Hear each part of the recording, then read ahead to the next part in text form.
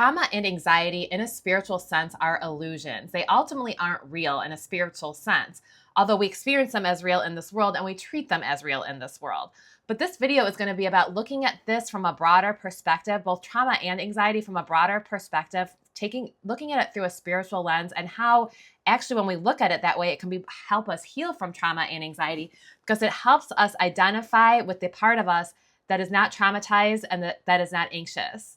My name is Elizabeth Cermak. I'm a psychotherapist turned coach, and I'm here to help sensitive people find inner peace, help bring the vertical into this world. And in this video, we're going to talk about looking at trauma and anxiety from a spiritual lens and how this actually can help us heal from the trauma and anxiety, the understanding of this.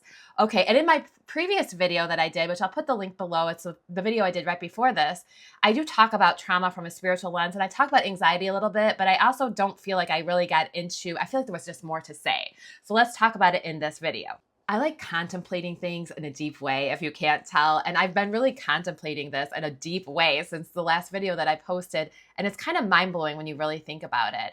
A Course in Miracles says that psychotherapy and religion at its peak are the same because they heal the mind. They give us inner peace. So at its peak, both religion, spirituality, psychotherapy, they're the same because they have the same goal, correct?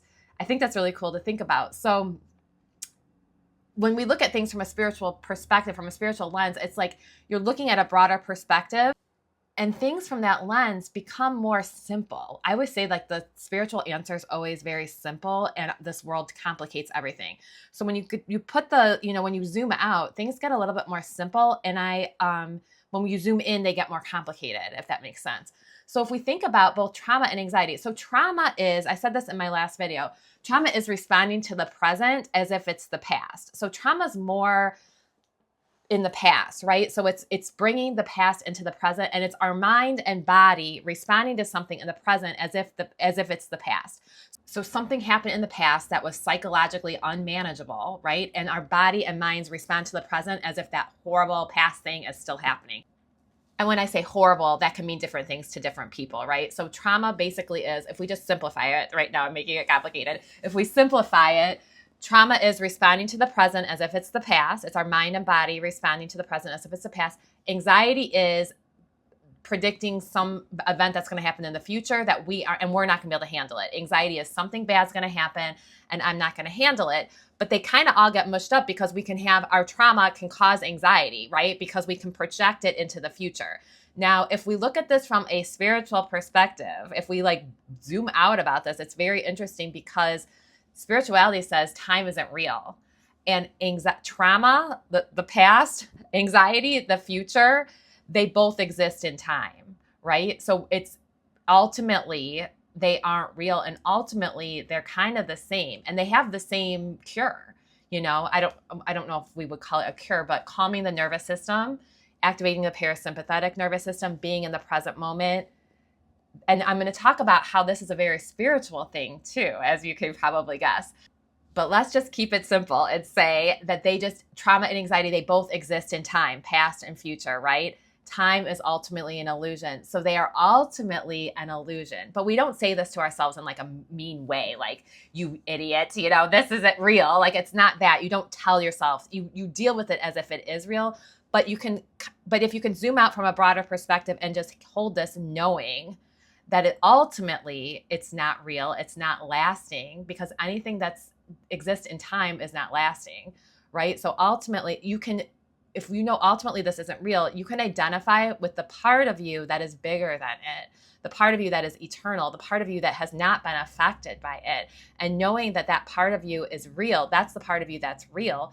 You know that you are not your trauma. You are not your anxiety. It can't be you. When you really think about this, like past trauma, bringing that into the present and then projecting it into the future with anxiety, like really that's hell, right? I mean, that's a form of hell. And in A Course in Miracles, we say we don't deny that evil exists. We deny its power over us. This is positive denial. This is not spiritual bypassing. This is positive denial because we are denying its power over us.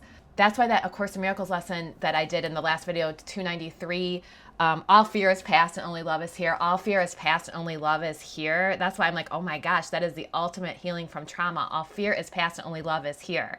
We could say that that trauma and anxiety, that both what they do, they take us out of the present moment. And guess, where is God?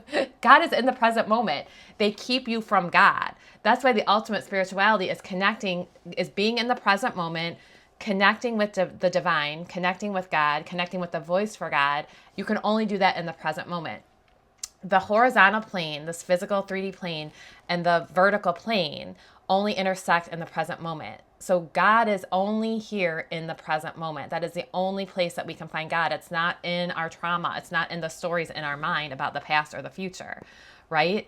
So you could say in a way that that the trauma, the anxiety, they're a form of hell. They keep us from the voice for God. And you see how it all overlaps here and comes together. At its peak, psychology, psychotherapy, and religion are the same. See how it all kind of overlaps. And I feel like, our spiritual teachers know this. Our spiritual teachers know this. So we can take comfort in the fact that ultimately trauma and anxiety are illusions. In the next video, I'm going to talk about 5 things that I actually do to calm my nervous system. So, they both have the same cure, right? Or the same treatment. We calm our nervous system. We activate our parasympathetic nervous system. That's where we can find the voice for God. So I am going to talk about some practical things that we do in this world to help ourselves with both of these things. But right now, we can take comfort in knowing that they ultimately are not real. They aren't who we are. It is ultimately an illusion. You are a part of God, and that is the truth. A Course in Miracles says you are an idea in the mind of God, and ideas leave not their source. So we can take comfort in this. We are not a body, we are free. Okay, so now that we know who we are, and that we cannot be affected by anything of this world, go ahead and put your hand on your heart with me if you want. Take a deep breath as we affirm, I am divine, I am eternal, I am life, I am not a body. I am free. I am still as God created me. Go ahead and write below. I am not a body. I am free. I am still as God created me. Okay, so I hope this was helpful to this was just an addition to the last video that I did to kind of explain this a little bit further and understand who we are and think about this in a more spiritual perspective, a broader and deeper way.